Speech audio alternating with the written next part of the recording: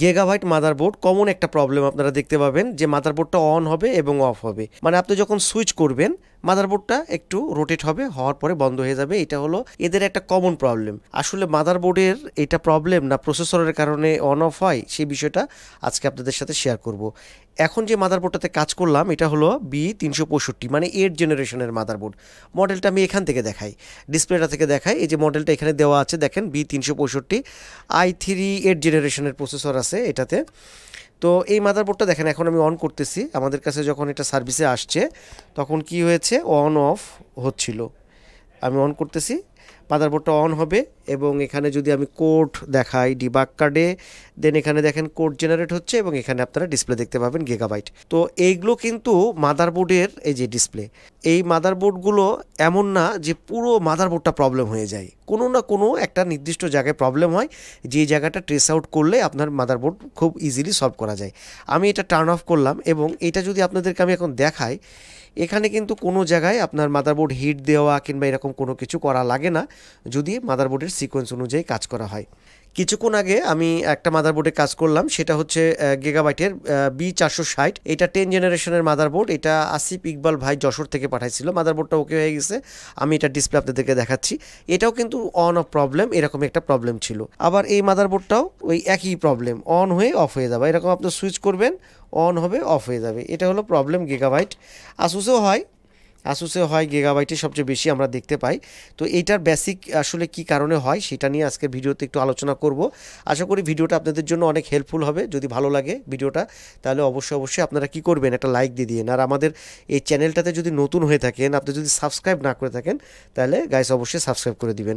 তো এখানে আপনি দেখবেন যে মাদারবোর্ড যদি কোড জেনারেট হয় তাহলে বুঝতে হবে যে মাদারবোর্ড আগাচ্ছে, প্রসেসিং হচ্ছে এবং ফাইনালি ডিসপ্লে আসবে। আর যদি অন হয়ে অফ হতে লাগে তাহলে বুঝতে হবে কোনো না কোনো প্রবলেম মাদারবোর্ডের হচ্ছে, বিধায় সে অন হয়ে অফ হয়ে যাচ্ছে। তো এইটা যেটা আমরা বাহ্যিক চোখে দেখি যে অন হয়ে অফ হয়ে যাচ্ছে, এটা আসলে ওর কোনো না কোনো ভোল্টেজ মিসিং হলে এই বিষয়টা হয়। ডিসপ্লে চলে আসবে এই যে গিগাবাইট এবং বায়োসে ঢুকে যাবে, যেহেতু কোনো ডিভাইস নাই।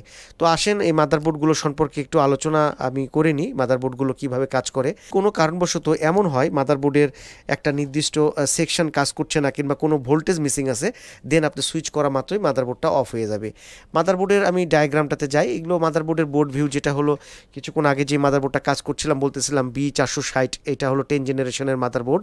তো এই মাদারবোর্ডে কাজ করতেছিলাম, ওইটারই বোর্ড ভিউ হলো এইটা।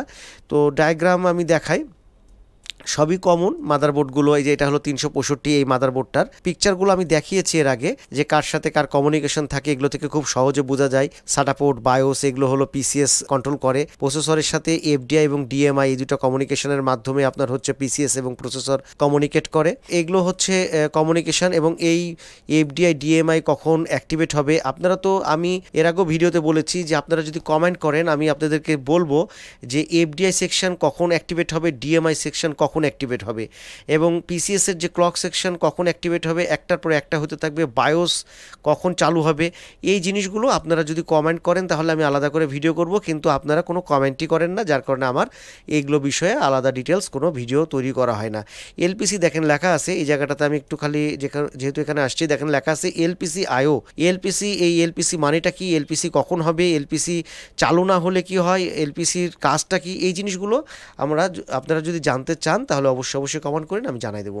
এই মাদারবোর্ডগুলোর মেন যেটা হয়, আমরা যখন সুইচ করি, আমি একটু মাদারবোর্ডটা টার্ন অফ করলাম, মাদারবোর্ডটা যখন সুইচ করব তখন এই পাওয়ারটা দেওয়া মাত্র মাদারবোর্ডে স্ট্যান্ড বাই ভোল্টেজটা গ্লো করবে। এখানে স্ট্যান্ড বাই 3.3 ভোল্টেজ গ্লো করবে। যদি 3.3 ভোল্টেজ এটা স্ট্যান্ড বাইটা জেনারেট না হয়, দেন আপনারা 5 ভোল্ট স্ট্যান্ড বাইয়ের আউটপুট চেক করবেন, 3 ভোল্ট স্ট্যান্ড বাইয়ের আউটপুট চেক করবেন। কিভাবে করবেন, এইটা গ্রাউন্ডে রাখবেন রেড প্রপটা এবং ব্ল্যাক প্রপটা দিয়ে আপনারা চেক করবেন। এটা আপনাদেরকে দেখাই দিচ্ছি শর্টিং কীভাবে চেক করতে হয়। তো সব কিছু যদি ঠিকঠাক থাকে তাহলে আপনি আয়োর রিকোয়ারমেন্টস দেখবেন, এই জিনিসগুলো দেখবেন, এবং আউটপুট শর্ট থাকা যাবে না। যেমন এখানে 3 ভোল্ট পিসিএস আছে, সেটাও কিন্তু শর্ট থাকা যাবে না, তাহলে কিন্তু আপনার মাদারবোর্ড অন হবে না। এটা হলো অন না হওয়ার ক্ষেত্রে। আর যদি অন হয়ে অফ হতে লাগে তাহলে বুঝতে হবে কোনো না কোনো ভোল্টেজ হয়তো বা মিসিং হচ্ছে। তো আমরা প্রসেসরের যদি যাই, 8 জেনারেশনের প্রসেসরের যদি ভোল্টেজ রিকোয়ারমেন্টস চেক করতে যাই, তাহলে আমি আপনাদেরকে এখানে প্রসেসরের আমি ডাটা শিটে যাচ্ছি। এটা হলো প্রসেসরের আপনার শিট। এখানে আপনি দেখতে পাবেন যে প্রসেসরে কি কি ভোল্টেজের প্রয়োজন হয়। প্রসেসরে একটা ভোল্টেজের নাম হলো ভিসিসি জিটি, মানে গ্রাফিক্স কোর। এখানে ভিসিসি জিটি, তারপর ভিসিসি এসএ, ভিডিডি কিউ, মানে আপনি যদি একটা করে দেন, ভিডিডি কিউ একটা ভোল্টেজ, এটা ভিসিসি এসএ একটা, 3 নম্বরে গ্রাফিক্স কোর, তারপরে ভিসিসি আইও, এই একটা ভোল্টেজ লাগতেছে। এই ভোল্টেজগুলোর কিন্তু প্রয়োজন হবে। যদি কোনো কারণবশত কোনো ভোল্টেজ মিসিং হয় তাহলে আমাদের কি হয়, মাদারবোর্ডটা ট্রিপ করে, অন হয়ে অফ যায়। তারপর আরও কিছু ভোল্টেজ আছে, আমি এখান থেকে দেখাই। তো এই ভোল্টেজ সিকোয়েন্সগুলো আমি কিন্তু এর আগে দেখাইছি আপনাদেরকে, সেগুলো যদি দেখেন তাহলে সেক্ষেত্রে আপনারা এই মাদারবোর্ডগুলো কেন এরকম প্রবলেম হয় আপনারা এগুলো আরও ডিটেলস জানতে পারবেন। এখানে আমি দেখতে পাচ্ছি ভিসিসি এসএআইও, এখানেই হয়তো দিয়ে রাখছে, আমাদেরকে একটু বড় করে দেখতে হবে। একটা জেনারেশনে আপনার 6, 7 জেনারেশন, 8 জেনারেশনে 6টা 7টা করে 6টা 7টা ভোল্টেজের প্রয়োজন হয়। ভিসিসি এই যে এসটিপিএলএল ভোল্টেজের প্রয়োজন হয়। এবং এই ভোল্টেজগুলো আপনার এখানে মাদারবোর্ডের কিছু কম্পোনেন্টস আছে, এই কম্পোনেন্টসের এখানেই তৈরি হয়। আমি দেখাচ্ছি আপনাদেরকে। যেমন এই হলো মাদারবোর্ড। তো মাদারবোর্ডের এখানে র্যাম সেকশন থাকে, এখানে র্যামের ভোল্টেজ হবে 1.2 ভোল্টেজ হবে, ভিপিপি ভোল্টেজ হবে এখানে চিপসেটের ভোল্টেজ হবে 1.05, এখানে 3 ভোল্ট পিসিএস ভোল্টেজ হবে। আমি পরে না হলে আপনাদেরকে মেজার করে দেখাচ্ছি। তো এই ভোল্টেজগুলো হবে। এখানে ভিডিডি কিউ মানে র্যাম ভোল্টেজ হবে, র্যাম ভোল্টেজ থেকে ভিসিসি আইও এবং এসএ ভোল্টেজ হবে। দেন আপনার এখানে সিপিইউ কোর এবং গ্রাফিক্স কোর হবে। আর এটা হলো ভিআরএম চিপ, যেটা হলো এগুলোকে কন্ট্রোল করে। যদি নো পাওয়ার হয়, 12 ভোল্টের লাইন শর্ট হয়, তাহলে আপনারা এই যে মসফেটগুলোকে চেক করবেন। এইভাবে মাদারবোর্ডগুলো কাজ করে। আর গিগাবাইটের মাদারবোর্ডে আপনারা, এটা হলো ডুয়েল বায়োস আছে, কোনো মাদারবোর্ডে সিঙ্গেল বায়োসও থাকতে পারে। যেমন এই মাদারবোর্ডেও কিন্তু ডুয়েল বায়োস আছে, বায়োসটা ঠিক এই পাশে এখানে আছে ডুয়েল বায়োস।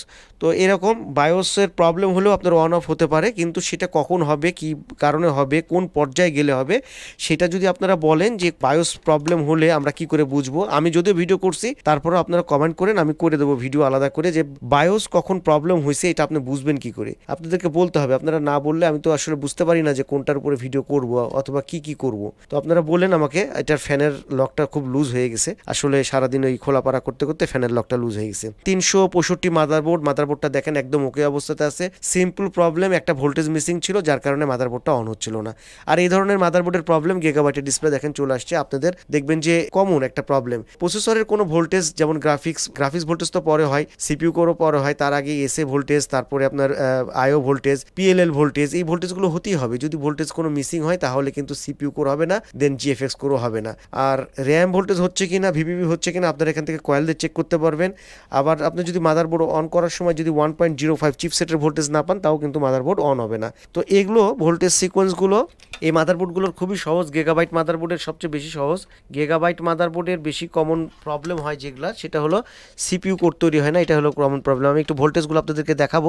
যেমন আমি র্যাম ভোল্টেজটা দেখাই, DDR4 এর ক্ষেত্রে 1.2 ভোল্টেজ, একটু মিটারটাও দেখাবো। 1.2 ভোল্টেজ আপনারা দেখবেন যে ভিপিপিটা হচ্ছে কিনা 2.5, এটা র্যামের জন্য দরকার হয়। চিপসেটের ভোল্টেজ 1.05, এটা হইতে হবে। আচ্ছা, আমি দেখেন মাদারবোর্ডটা অফ করতেছি, তারপর আমি পাওয়ারটা জাস্ট দিয়ে রাখবো, পাওয়ারটা দিয়ে রাখলাম, স্ট্যান্ড বাই ভোল্টেজ তৈরি হচ্ছে। এই ভোল্টেজটা আপনারা দেখবেন 1.05, এই ভোল্টেজটা জেনারেট হচ্ছে কিনা। এটা যদি জেনারেট না হয়, দেন আপনার কিন্তু কোনোভাবেই মাদারবোর্ড কিন্তু অন হবে না। এবং 3 ভোল্ট পিসিএস হতে হবে, 3 ভোল্ট পিসিএস এই ভোল্টেজটা হতে হবে। এটা হলো 3 ভোল্ট স্ট্যান্ড বাই, এটা হতে হবে। যদি কোনো কারণে না হয়, আউটপুট শর্ট আছে কিনা চেক করবেন, রেড প্রপ গ্রাউন্ডে দিবেন, ব্ল্যাক প্রপ দিয়ে চেক করবেন। আপনার যেহেতু সাউন্ড আইসি, লাইন আইসিতে এইসব 3 ভোল্ট স্ট্যান্ড বাই এগুলো যায়, এগুলো লাইন যদি শর্ট হয়ে যায় আইসিগুলো, তাহলে কিন্তু মাদারবোর্ড নো পাওয়ারে চলে যেতে পারে। আর অন অফ হলে ভোল্টেজ মিসিং হচ্ছে কিনা সেটা টেস্ট করবেন, তাহলেই হবে। এছাড়া কোনো রকম সমস্যা নাই। দেখেন মাদারবোর্ড বারবার যতবার অন করব ততবার অন হবে এবং ডিসপ্লে চলে আসবে। এটা তো গেল আপনার 365 মাদারবোর্ড i3 10 জেনারেশন। আর এখন যে মাদারবোর্ডটা আপনাদেরকে দেখাবো, এটা হলো, এটা একটু ডিসপ্লেটা দেখাই দিই। আসিফ ইকবাল ভাই আমাদের কাছে মাদারবোর্ডটা পাঠাইছে যশোর থেকে। তো মাদারবোর্ডটা একদম ওকে হয়ে গেছে এবং মাদারবোর্ডটা আমরা কিছুক্ষণ পরেই আবার কুরিয়ার করে পাঠিয়ে দেবো সুন্দরবন কুরিয়ারের মাধ্যমে। আপনার i5 10 জেনারেশন প্রসেসর, র্যাম ঠিক এভাবেই দিয়েছে এনভিএমই সহ। তো আমরা এখন এটার একটু লাইন দিয়ে আপনাদেরকে দেখাই দিই। এই মাদারবোর্ডও কিন্তু সেম এরকমই অন অফ প্রবলেম। তো গিগাবাইট মাদারবোর্ডের যে কোনো ইস্যুতে আপনারা যদি কোনো ডিটেলস জানতে চান, তাহলে আমাদেরকে অবশ্যই কমেন্ট করে জানাবেন। আমি ওই মাদারবোর্ডটা কানেকশনে দেবো। ওই মাদারবোর্ডটাও দেখবেন একদম ওকে অবস্থাতেই আছে। তো এই মাদারবোর্ডগুলো খুবই সিম্পল এবং খুব ছোট্ট প্রবলেম হয়, যার কারণে মাদারবোর্ডগুলো ডিসপ্লে চলে যায়, অন অফ প্রবলেম হয়, বায়োস করাপ্ট হয়ে যায়। আরেকটা জিনিস হচ্ছে গিগাবাইট মাদারবোর্ডের কিন্তু বায়োসও অনেক প্রবলেম হয়। গিগাবাইট মাদারবোর্ডের বায়োস কী করে প্রোগ্রাম করতে হয় আপনারা যদি জানতে চান, সেটাও আপনারা আমাকে বলেন, আমি একদম যদি 10 জেনারেশনের কথা বলেন তাহলে 10 জেনারেশনের মাদারবোর্ড ধরেই আপনাদেরকে বায়োসটা দেখাই দেবো কী করে বায়োস প্রোগ্রাম করতে হয়। তো যেইটা নিয়ে আপনাদের প্রবলেম হবে সেটা নিয়ে আপনারা অবশ্যই কমেন্ট করবেন, আমি সেটা নিয়ে ভিডিও করব। তো আমি দিচ্ছি পাওয়ার, এটা দিলাম মেন পাওয়ার, তারপরে দেবো হলো 12 ভোল্ট 12 ভোল্টের যেটা প্রসেসরের পাওয়ার সেটা দেব। তো এইটা দিয়ে দিচ্ছি, এটা দিলাম, এটা সিঙ্গেল দিলেও হবে, একটা দিলেও হবে, আমি দুটাই দিলাম। যাই হোক, ফ্যানটা লাগাই দিচ্ছি, আমার ফ্যানের এই সকেটটা একটু লুজ হয়ে গেছে। তো এখন যেই মাদারবোর্ডটাতে লাইন দিয়েছি সেটা হলো B460 মাদারবোর্ড। এই মাদারবোর্ডটাও দেখেন অন অফের একটা প্রবলেম। তো এই মাদারবোর্ডটা এখন একদম ওকে অবস্থাতে আছে। তো আমি ভোল্টেজগুলো আপনাদেরকে দেখাই দেবো যে ভোল্টেজগুলো আসলে কোথায় কোনটা থাকে। এই মাদারবোর্ডগুলো তো ঠিক একই রকম, আপনি আসুস কিংবা অন্য মাদারবোর্ডে যেমন র্যামের যে ভোল্টেজটা পাবেন সেই ভোল্টেজ, আবার হচ্ছে ভিপিপি ভোল্টেজ, এখানে সব কয়েলগুলো আছে। আমি এখানে একটু ইন্টার দিই। তো এটা হলো ভাইয়ের পাসওয়ার্ড দেওয়া আছে। যাই হোক, আমি সে পর্যন্ত যাচ্ছি না। আপনি যদি মাদারবোর্ড অন না হয় তাহলে রিকোয়ারমেন্টসগুলো চেক করবেন, যে রিকোয়ারমেন্টস যেটা যেখানে থাকা লাগে, পাওয়ার সুইচে 3.3 ভোল্ট থাকা লাগবে, আয়োর রিকোয়ারমেন্টসগুলো আছে, আপনারা বললে আমি ওগুলো আলাদা করে ভিডিও করব। তো সেগুলো দেখবেন। আর এই মাদারবোর্ডগুলো যে অন অফ প্রবলেম, তো প্রসেসরের কোনো ভোল্টেজ, যেটা বলতেছিলাম আপনাদেরকে, কোনো ভোল্টেজ যদি মিসিং হয় তাহলে সেক্ষেত্রে মাদারবোর্ড অন অফ হতে পারে।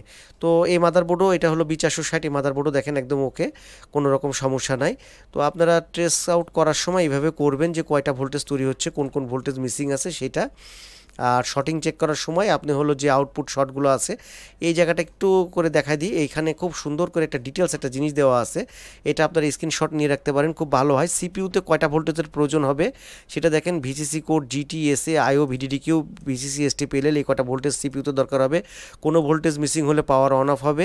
আর যেটা ভিআরএম চিপ থেকে কি কি ভোল্টেজ কি কন্ট্রোল করে, ভিসিসি কোর করে, আর ভিসিসিটি মানে গ্রাফিক্স কোর করে। DDR4 র্যামের জন্য কয়টা ভোল্টেজের দরকার হবে, ভিডিডিকিউ, ভিটিটি 2.5 এবং হলো ভিডিডি এসপিডি, যেটা হলো বায়োস মানে আপনার র্যামের যে চিপ থাকে সেই চিপটা অ্যাক্টিভেট করার জন্য ভিডিডি এসপিডি চিপ ভোল্টেজটার প্রয়োজন হয়।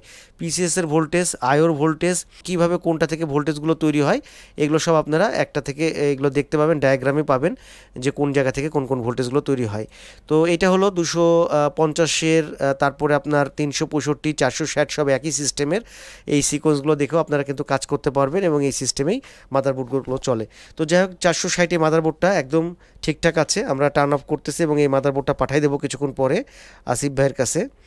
তো এই যে টার্ন অফ করলাম, কোনো রকম এখন আপাতত কোনো সমস্যা নাই। এখন ভাইয়ের কাছে পাঠাবো, ভাই চালাই দেখবে কি রেজাল্ট আসতেছে। আমি আরেকবার জাস্ট অন করতেছি। আর তারপরও গিগাবাইট মাদারবোর্ডের কোনো সেকশন নিয়ে যদি আপনারা জানতে চান অবশ্যই কমেন্ট করবেন, আমি সেটার উপরে আলাদাভাবে ভিডিও করব। তো আজকের গিগাবাইটের আপনার 365 এবং 460 মাদারবোর্ড নিয়ে ছিল এটাই ভিডিও। তো কেমন লাগলো আজকের ভিডিও অবশ্যই কমেন্ট করবেন, যদি ভালো লাগে একটা লাইক দিবেন। আর আমাদের ছোট্ট চ্যানেলে যদি গাইস আপনি নতুন হয়ে থাকেন তাহলে অবশ্যই আমাদের চ্যানেলটাকে সাবস্ক্রাইব করবেন। তো সবাই ভালো থাকবেন সেই আশায় ভিডিওটা আজকে এখানেই শেষ করব। তো সবাই ভালো থাকবেন, সুস্থ থাকবেন সেই আশায়। আল্লাহ হাফেজ, আসসালামু আলাইকুম।